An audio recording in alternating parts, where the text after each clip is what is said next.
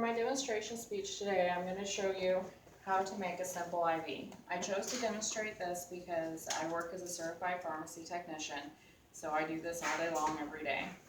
There are a lot of different methods for making an IV. The method that's used is determined by what kind of medication you're making. For today, I'm just going to use sterile water instead of an actual medication.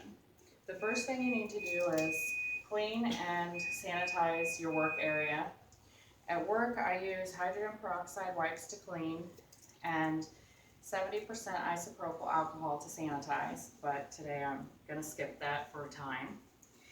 So the first thing you want to do is put on clean exam gloves.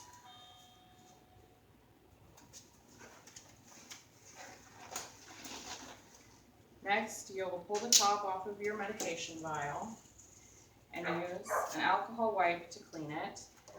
The best method for doing this is to wipe it towards your body 3 times.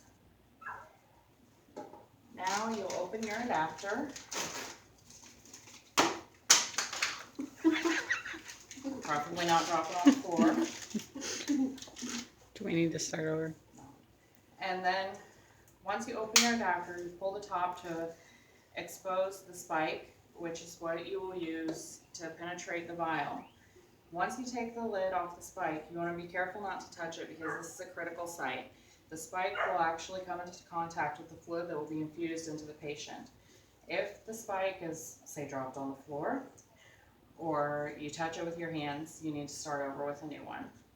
And then at an angle, you will firmly push the spike into the vial. Now, you'll take your IV bag and pull to expose the threaded hole in the bag. Next, you'll take this cap off, thread this onto your IV bag.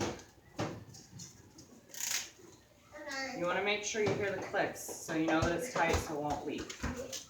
And this might be kind of hard to see in the video, but there's actually a ring inside the IV bag. And What are you doing?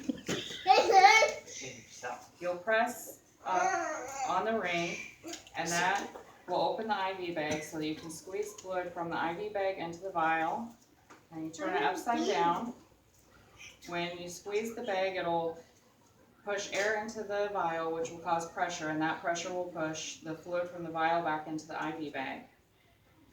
Now that you're done, once you've got all of your fluid in, when the nurse hangs this, they'll hang it from this little hook, and they will attach their hose or tubing for their IV right here, and then the tubing will go into an IV site on the patient.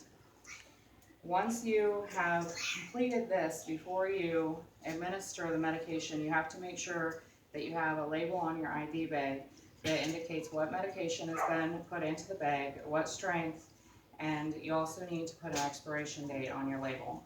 Most IVs, if they're made with this method outside of a sterilized compounding hood, are only viable for 48 hours.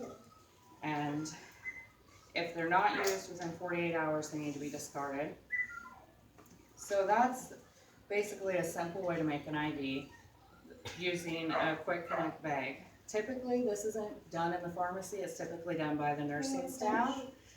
When the IVs are made in the pharmacy, they're usually made in a sterile compounding hood.